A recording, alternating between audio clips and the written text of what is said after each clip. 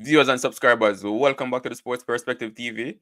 As always, thank you for tuning in. And if this is your first time coming across the channel, definitely hit that subscribe button.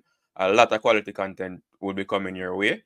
So in this video, we're going to be talking about the Women's T20 World Cup. See today where the groups and the schedule for the World Cup was announced. So we're going to be looking at that. Also we're going to be talking some IPL. Specifically the match between Calcutta Knight Riders and the Lucknow Super Giants. Sunil Narine, scored another half century today. Played another brilliant innings to help his team secure victory over Nicholas Pooran'S team. So we're going to be talking about that as well.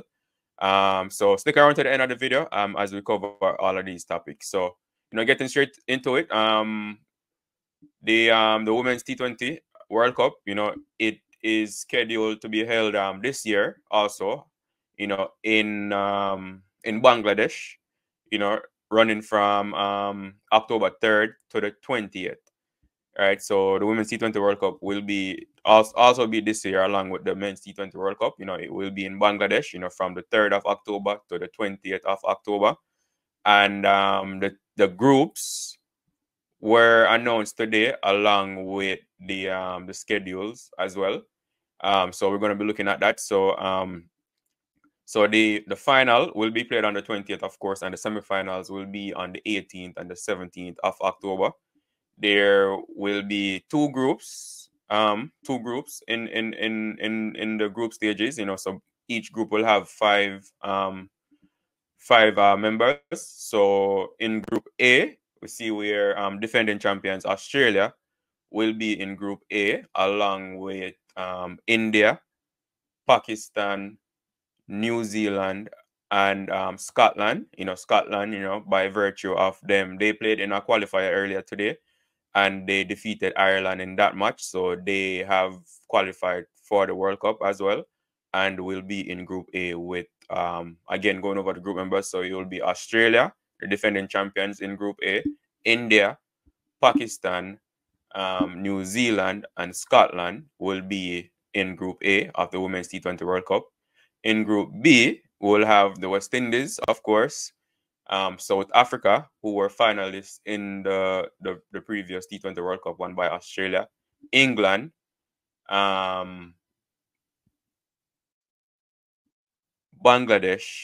and either the winner between the match between Sri Lanka and the UAE. That match is currently being played. So again, going over the groups, there will be West Indies, South Africa, England, Bangladesh, and either Sri Lanka or the UAE in Group B of the Women's T20 World Cup. So from a West Indies standpoint, a very competitive group. Definitely, having South Africa in the team, in the group, being finalists in the last World Cup, we definitely know that South Africa is a quality team and will pose a big challenge to the West Indies team. But nevertheless, based on current form and the performance of the West Indies team in recent times, especially after coming off that impressive Pakistan series victory, I do see the West Indies team, posing putting up a good challenge, to whichever team. So whether it's South Africa, England also has a good team, and Bangladesh is definitely no team to take lightly or underestimate, So there'll be all quality teams in this in their group, but I do think the West Indies will have what it takes to qualify as one of the top two teams from the group and move on to the semifinals, as long as they play well up to the potential that we know they can. Obviously, a lot will be on Hayley Matthews to perform well, right? But even in the series against Pakistan, she wasn't the only one that performed. There were a lot of other players that stepped up and performed. Stefanie Taylor, Campbell as well, batted well in a few of the matches. Bowling wise, Ramharack did her thing. Afi Fletcher, performed well. She was the leading wicket taker in the Pakistan series. So there are a lot of quality players in this West Indies team that I think, as long as they continue improving, and hopefully Cricket West Indies can get some good matches scheduled for them, leading up to the T20 World Cup, especially against high quality opponents, so we can better gauge them, to see in terms of their readiness for the T20 World Cup. But I do think, they have what it takes to do well in this World Cup, once it starts in October. So, just to review again, West Indies will be in Group B of the Women's T20 World Cup, along with South Africa, England, Bangladesh, and either Sri Lanka or the UAE. At the time of this recording, in the match between Sri Lanka and the UAE, Sri Lanka batted first and they made 149 of their 20 overs, and UAE were 78 for, I think, were 78 or 70 something, at the time of the recording. So a very tight match there. So we'll see which one of those teams are able to qualify for the World Cup to join the West Indies in Group B. All right, boys. So that's all I have for you for as far as the Women's T20 World Cup. So moving on now to some IPL action. We see where today in the match between the Calcutta Knight Riders and the Lucknow Super Giants. The Knight Riders being the team of Sunil Narine, Andre Russell, and Sherfane Rutherford. Obviously, Sherfane Rutherford hasn't featured for them so far in the season, but he is still a part of their team. So definitely want to mention him. But Andre Russell and Narine has featured a lot and has been very important players for the Knight Riders team. They went up against the Lucknow Super Giants, which is Nicholas Pooran, Shamar Joseph, and Kyle Myers' team, with Nicholas Pooran, featuring a lot for the Super Giants. So scores in the match, the Knight Riders batting first. They posted a huge total. They scored 235, of their 20 overs, with Sunil Narine leading the way for them. Again, Sunil Narine has been in tremendous form this entire IPL season, and today was no different. He scored a blistering 81 of 39 balls, to help his team get to 235 of their 20 overs.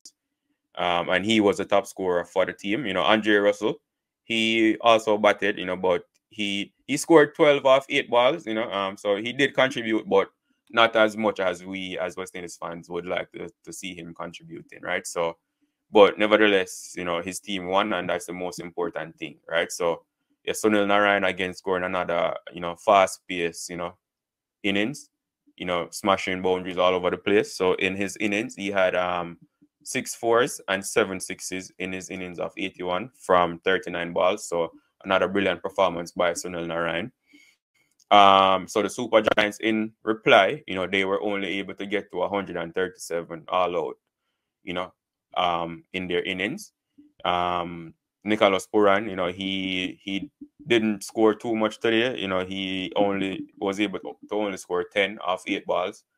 And his team, lost, a very convincing margin of victory for the Knight Riders. They won by 98 runs. So bowling for the Knight Riders, Sunil Narine, he bowled 4 overs for 22 runs and taking a wicket.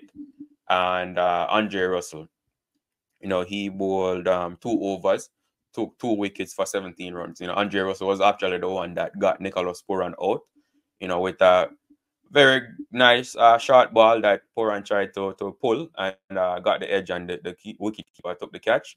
So Andre Russell definitely got one up on teammate Nicholas. Well, on West Indian teammate Nicholas Pooran there. Obviously, they're playing in the IPL now, so they are opponents, but from a West Indian standpoint, we always view them as teammates, right? So Andre Russell bowled well, even though he didn't contribute with the bat. He played a very important role with the ball for his team, to help them to victory.